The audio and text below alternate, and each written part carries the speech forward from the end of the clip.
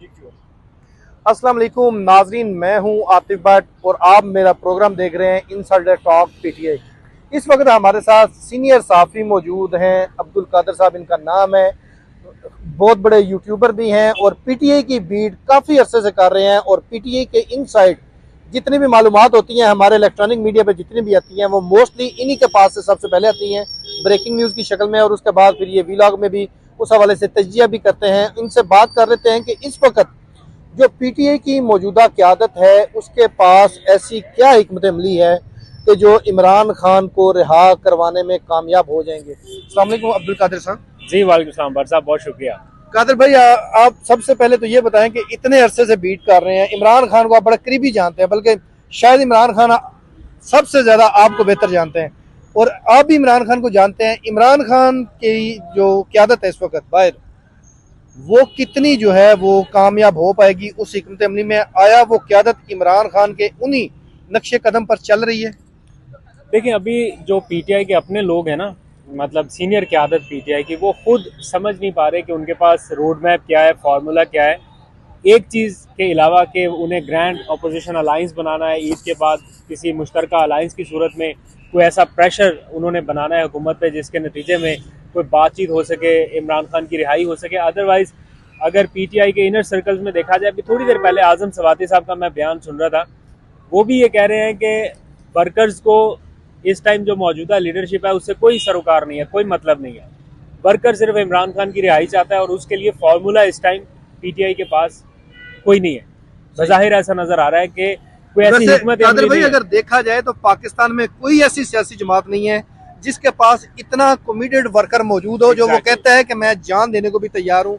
तो ये बदकिस्मती नहीं है कि जो मौजूदा क़यादत है उस वर्कर को जो कि खान को बाहर देखना चाहता है शाम से पहले, 1 मिनट से पहले?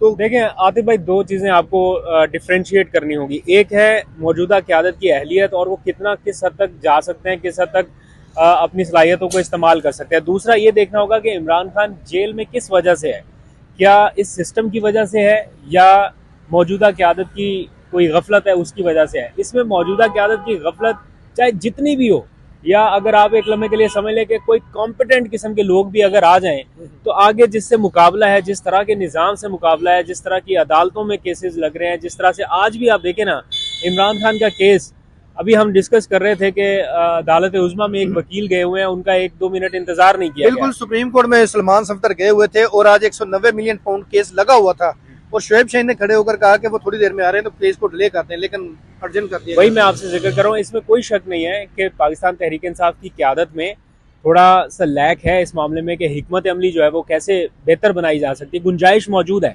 ऐसा नहीं है कि एफर्ट नहीं कर रहे, उसमें गुंजाइश ज़रूर मौजूद है, लेकिन आगे भी तो देखें केसेस कोई 1, 2, 4, 5, 10, 12 भी नहीं है, कोई 100 के करीब केसेस है। फिर आगे 26वीं आईनी तरमीम का एक पूरा पहाड़ खड़ा हुआ है।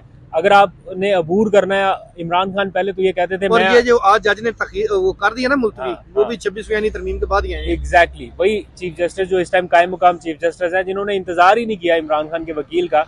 अपने नाजरीन को भी बता देते हैं कि आज अलकादर ट्रस्ट केस में उनकी जमानत का मामला था। आज बड़े लंबे अरसे के बाद उनकी ये जमानत की दरख्वास्त सुनी जानी थी, इसके ऊपर नोटिस होने थे, इसके ऊपर कार्रवाई आगे बढ़नी थी। बल्कि यहाँ तक इन्फॉर्मेशन आ रही थी पीटीआई हल्के से कि यह जमानत मंजूर हो जानी थी। नहीं, इतनी उम्मीद थी। फौरी तौर पे नहीं हो सकती थी, क्योंकि पहली इब्तदाई समात में तो नोटिस जारी होते हैं, आपने दूसरे फरीक को भी सुनना होता है, उसके बाद ही है। और ये इतना भी मामला आसान नहीं है कि पहली दरख्वास्त के ऊपर जमानत हो जाए, वो भी इस किस्म के कोर्ट से, मुझे तो बिल्कुल नहीं लगता। लेकिन एक प्रोसेस जरूर शुरू हो जाता। लेकिन वो सलमान सफ्दर साहब आज सुप्रीम कोर्ट में थे, यहाँ आए नहीं।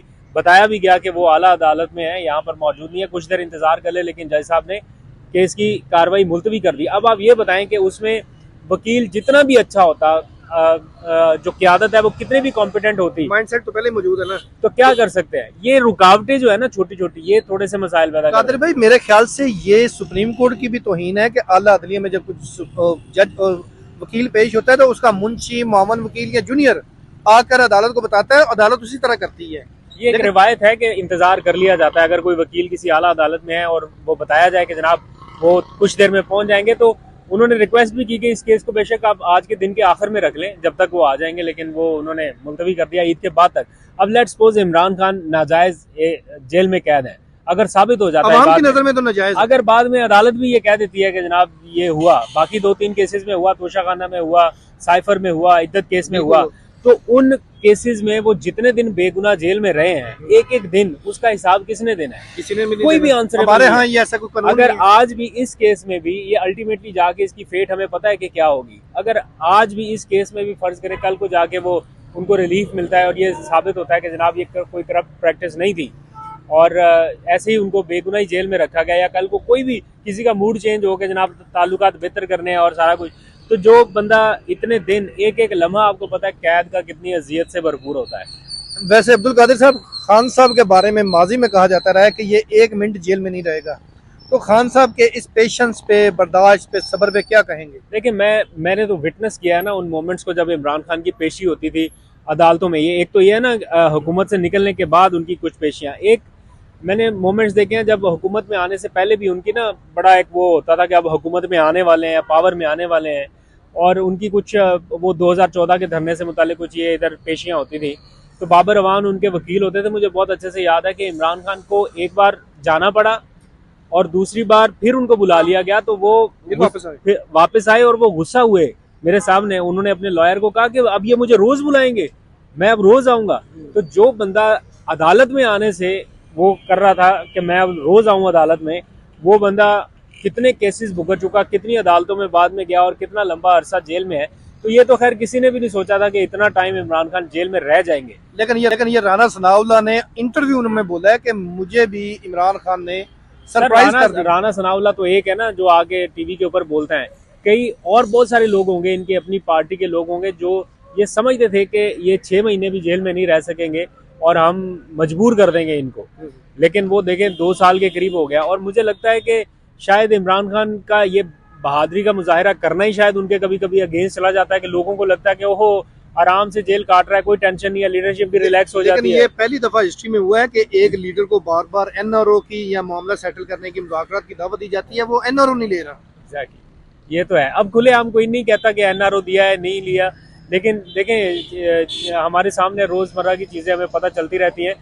चीज तो ये है ना कि खामोशी, 2-3 साल खामोशी, 3 साल सेटअप को चलने दे, ये गवर्नमेंट पूरा अपनी टर्म पूरी करे, फिर आप देखें गुजारा करें।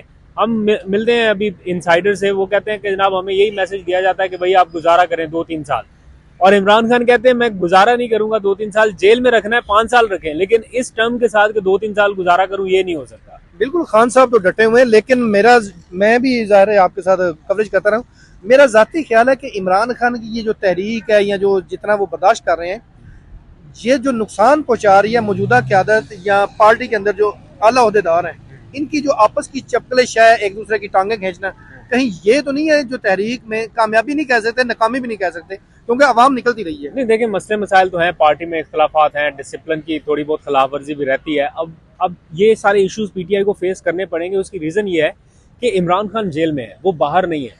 डिसिप्लिन को इन्फोर्स कराने वाली जो खुद शख्सियत थी वो इस टाइम मौजूद नहीं है। बाकी सारे लोग जो हैं वो खुद डिसिप्लिन के मारे हुए हैं, कोई इधर से डसा जा रहा है, कोई उधर से डसा जा रहा है। आजकल एक और भी मसला हो गया ना कि कोई हल्की सी चीज़ होती है ना, हर कोई एक दूसरे को शक की निगाह से देखता है। कोई कहता है ये लॉन्च किया गया है, कोई कहता है ये लॉन्च किया गया है, एक दूसरे के ऊपर ही शक व शुबात हो रहे हैं। बिल्कुल। और अभी हम जिस रहनुमा के घर पे मौजूद हैं, ये भी समटाइम्स बयान दे देते हैं अपनी पार्टी के लोगों के खिलाफ कि देखें ये जो है इसके बारे में ये ख्याल आता है, फिर उधर से बयान इनके हवाले से आते हैं।